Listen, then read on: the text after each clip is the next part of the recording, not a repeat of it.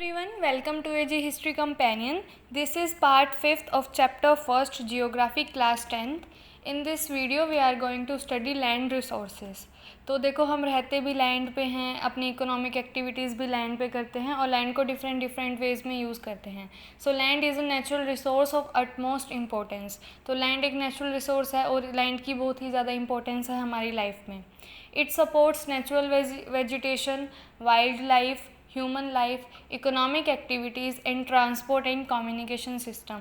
जो भी फ्रूट्स या वेजिटेबल्स हम खाते हैं वो सब लैंड पे उगाते हैं. देन वाइल्ड लाइफ और ह्यूमन लाइफ भी लैंड पे सर्वाइव करती है. इकोनॉमिक एक्टिविटीज़ होती है जैसे ट्रांसपोर्टेशन, ट्रेन्स हो गई या फिर रोड हो गए, ट्रांसपोर्टेशन का मोड हो गया. तो ये सब लैंड पे ही होता है. Next is land is an asset of finite magnitude. Land एक ख़जाना है हमारे लिए.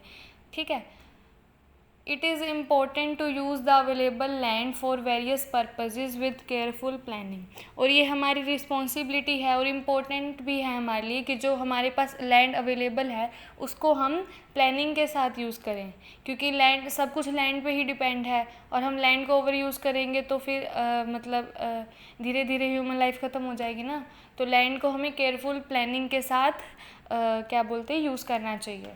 So land is a natural resource. अब लैंड इंडिया के पास जो लैंड है उसमें वैरायटी ऑफ रिलीफ फीचर्स है. मतलब प्लेन्स हैं, प्लेन्स जैसे नॉर्दर्न प्लेन हो गया, हरियाणा, पंजाब. और हमारा जो भी इंडिया का एरिया है उसमें 43% प्लेन है और वो किस लिए यूज़ होता है? एग्रीकल्चर एंड इंडस्ट्री के लिए.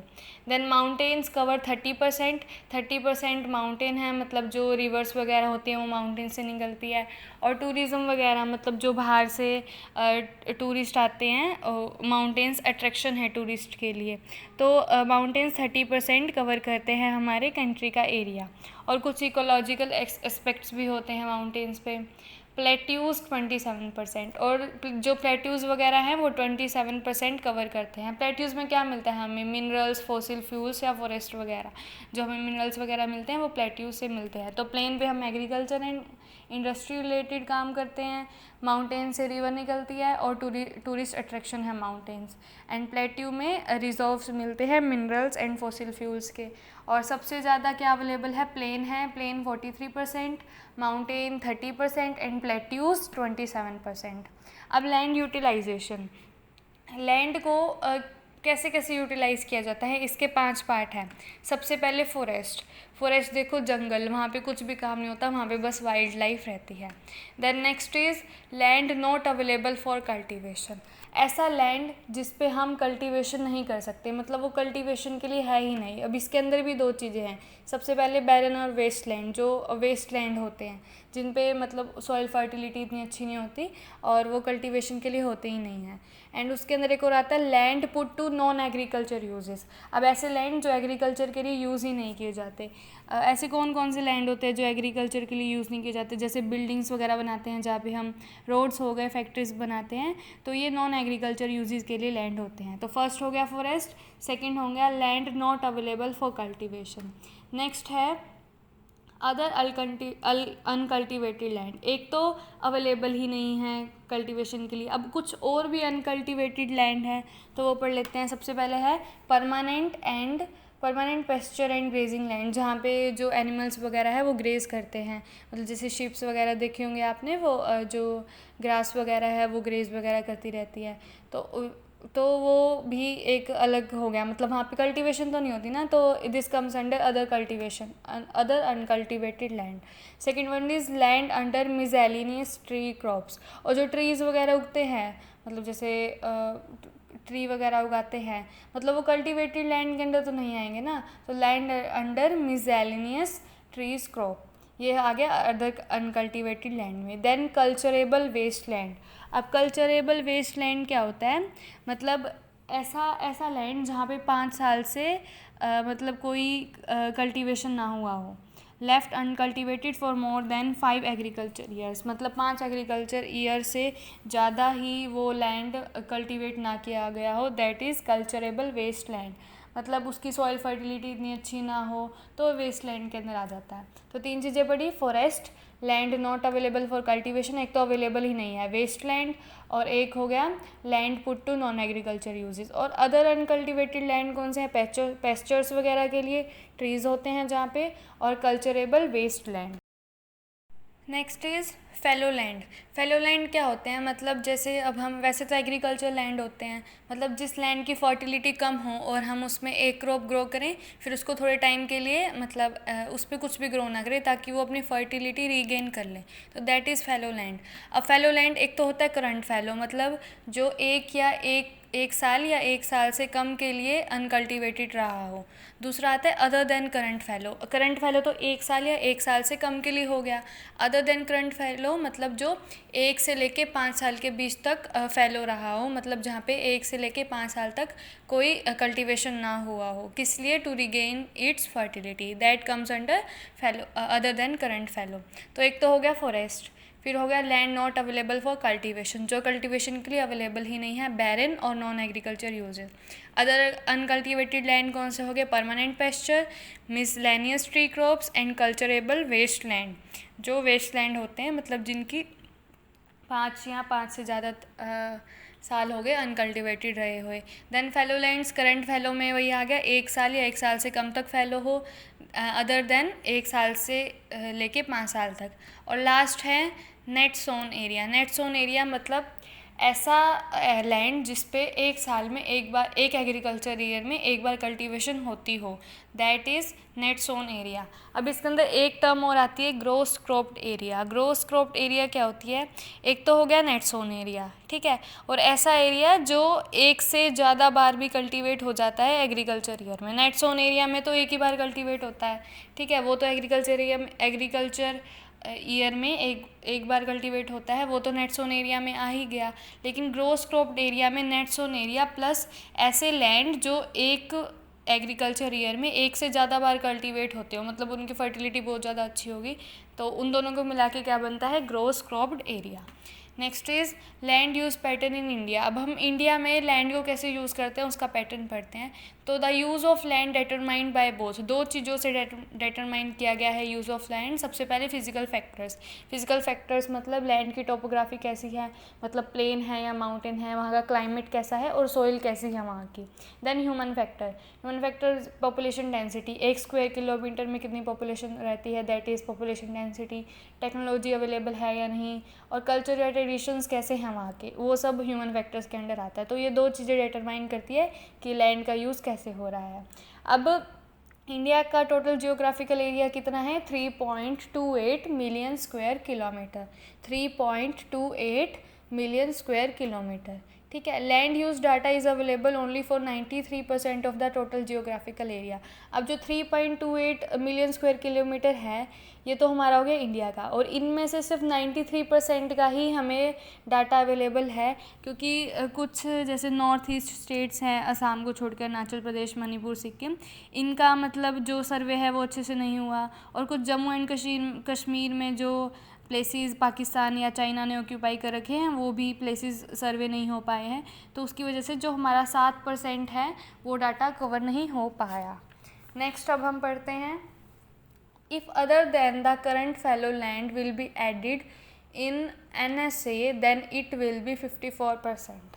अब इसमें क्या मेंशन किया गया है कि other than the current fallow. Other than the current fallow land कौन सा है? जो 1 से 5 साल के बीच तक कल्टीवेट ना हुआ हो। अगर हम उसकी सॉइल फर्टिलिटी इंक्रीज़ करें और ऐसा करें कि उसको मतलब ऐसा हो जाए कि वो जो other than current fallow land है वो करंट फैलो बन जाए, मतलब या फिर उसके अंदर एक साल में एक एग्रीकल्चर ईयर में एक बार कल्टीवेशन हो, मतलब वो नेट सोन एरिया के अंडर आने लग जाए, तो जो नेट सोन एरिया है वो कितना बन जाएगा? 54%।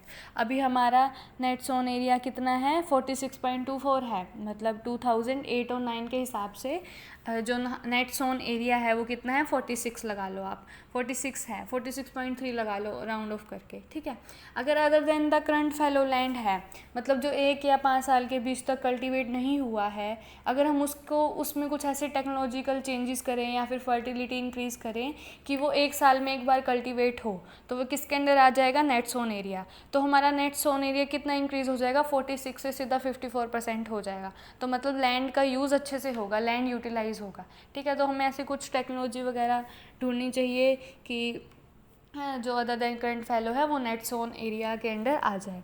और कुछ ये भी लिखा हुआ है कि जो करंट फैलो लैंड है उस पर कल्टीवेशन क्यों नहीं की जाती, क्योंकि या तो जो उसकी सोइल है या फिर लैंड है वो पुअर क्वालिटी का होगा, या तो ऐसा हो सकता है, या फिर जो लैंड है उस पर जो कल्टीवेशन की कॉस्ट है ना वो बहुत ज़्यादा आती होगी, मतलब कॉस्ट बहुत ज़्यादा आए, पेस्टिसाइड्स, इंसेक्टिसाइड, वो सब कुछ यूज़ करना पड़े हमें, तो कल्टीवेशन की कॉस्ट ज़्यादा आ रही है और जो प्रोड्यूसर है उसको लॉस हो रहा है, तो तभी भी वहाँ पे कल्टीवेशन नहीं होता है। या तो लैंड पुअर क्वालिटी का हो या कॉस्ट ऑफ कल्टीवेशन ज़्यादा आ रहा हो, तभी वहाँ पे other than the fallow current fallow land जो है उस पर कल्टीवेशन नहीं होती है। तो हमें कुछ ऐसे चेंजेस करने चाहिए कि वो नेट सोन एरिया के अंडर आ जाए ताकि लैंड अच्छे से यूटिलाइज होए। अब जो नेट सोन एरिया का पैटर्न है ना वो भी वेरी करता है, मतलब नेट सोन एरिया की जो नॉर्दर्न एरिया है जैसे पंजाब और हरियाणा, वहाँ पे नेट सोन एरिया 80% से भी ऊपर है, सिर्फ पंजाब और हरियाणा 2 स्टेट को मिला के, क्योंकि ये प्लेन लैंड है, देखो प्लेन्स है यहाँ पे, तो यहाँ पे सॉइल फर्टिलिटी भी अच्छी होती है और यहाँ पे मोस्टली हर जगह एग्रीकल्चर होता है। ठीक है, तो जो दोनों को मिला के 80% से ऊपर हो गया नेट सोन एरिया। और कुछ प्लेसेस ऐसे हैं जैसे अरुणाचल प्रदेश हो गया, मिज़ोरम, मणिपुर, अंडमान निकोबार आइलैंड, तो यहाँ पे जो टोटल नेट सोन एरिया है वो 10% से भी कम है, इन चारों स्टेट का मिला के 10% से भी कम है। तो वहाँ पे क्या होगा कि वहाँ पे ऐसी कुछ सॉइल अच्छी नहीं होगी या फिर क्लाइमेट नहीं होगा, कुछ ऐसी कंडीशंस होंगी जिसकी वजह से क्रॉप्स ग्रो नहीं करती होंगी, तो वहाँ का नेट सोन एरिया 10% से भी कम है। तो ये पैटर्न वेरी करता है, हमने अभी पढ़ा ना किन किन फैक्टर्स पे डिटरमाइन करता है, फिजिकल फैक्टर और ह्यूमन फैक्टर, किसी भी वजह से वहाँ पे कंडीशंस ही नहीं है कल्टीवेशन होने की, तो वो लेस देन 10% है। Next is forest area in the country is far lower than the desired 33% of geographical area, national forest policy 1952। 1952 की एक नेशनल फॉरेस्ट पॉलिसी है, उसके अकॉर्डिंग हमारा फॉरेस्ट एरिया कितना होना चाहिए, 33%।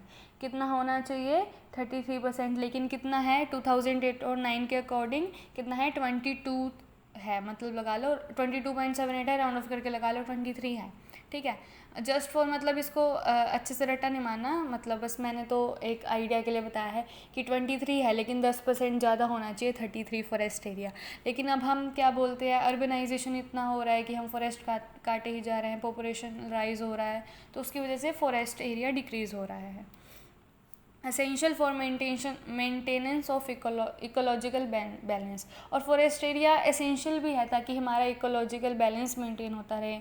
अब फॉरेस्ट ही नहीं रहेंगे, ट्रीज़ ही नहीं रहेंगे, एनिमल्स कहाँ रहेंगे फिर, अगर एनिमल्स नहीं होंगे तो हम भी, हमारी फूड चेन भी तो एनिमल्स पे डिपेंड है, अगर एनिमल्स नहीं होंगे तो हमारा फूड कहाँ से आएगा, तो फिर ह्यूमन लाइफ ख़तरे में आ जाएगी ना।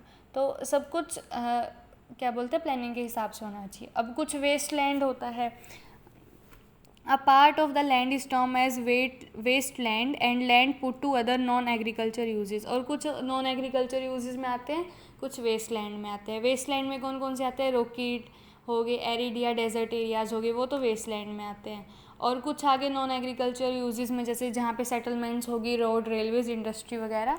ठीक है, तो continuous use of land over a long period of time without taking appropriate measures to conserve and manage it has resulted in land degradation. अब हम किसी चीज़ का कॉन्टीन्यूस यूज़ करते हैं, हर चीज़ की एक लिमिट होती है, अगर हम उसको ओवर यूज़ करेंगे तो मतलब वो डैमेज हो जाएगी ना। वैसे ही अगर लैंड को हम ओवर यूज़ करेंगे बिना कंजर्व किए तो लैंड डिग्रेडेशन होगा ही। तो नेक्स्ट वीडियो में हम पढ़ेंगे land degradation and conservation measures. अब इसके कुछ MCQs देख लेते हैं। Land is a natural resource of utmost importance as support, तो ये क्या क्या सपोर्ट करते हैं, natural vegetation, human and wildlife, transport and communication system, all. So right option is all. Next is dash is an asset of finite magnitude, ये एक asset है finite magnitude का, क्या है, लैंड।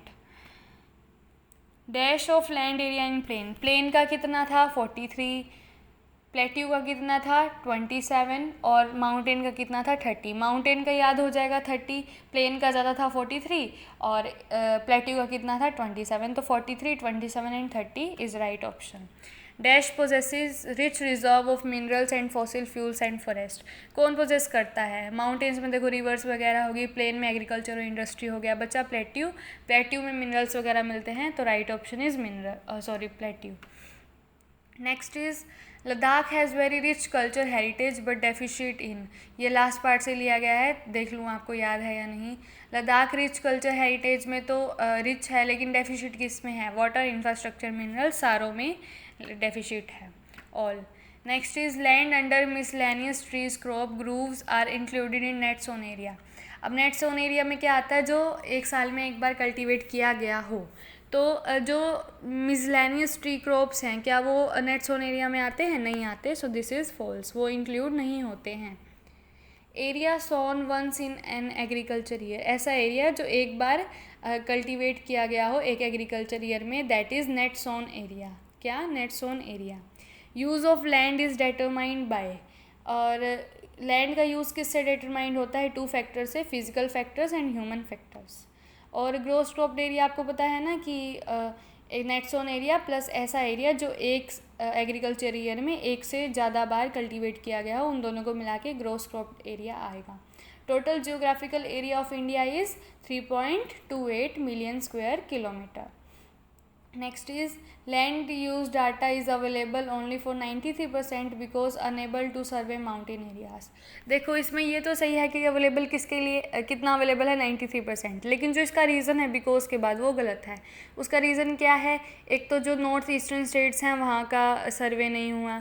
दूसरा ये है कि जो जम्मू एंड कश्मीर में कुछ एरिया पाकिस्तान एंड चाइना वालों ने अपने अंडर ले रखा है, उसकी वजह से। तो 2 रीज़न है, ये रीज़न सही नहीं है कि माउंटेन एरिया सर्वे नहीं हो पाए, तो दिस रीज़न इज़ फॉल्स। लेकिन ये सही है कि अवेलेबल किसके लिए है 93%, लेकिन स्टेटमेंट तो फॉल्स ही हो गई।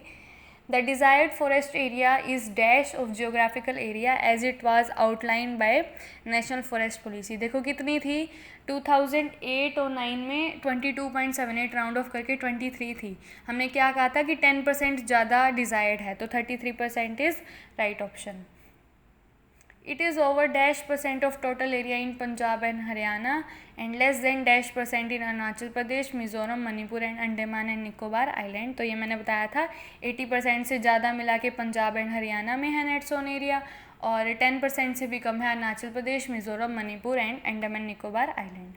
If other than the current fallow land will be added in NSA then it will B.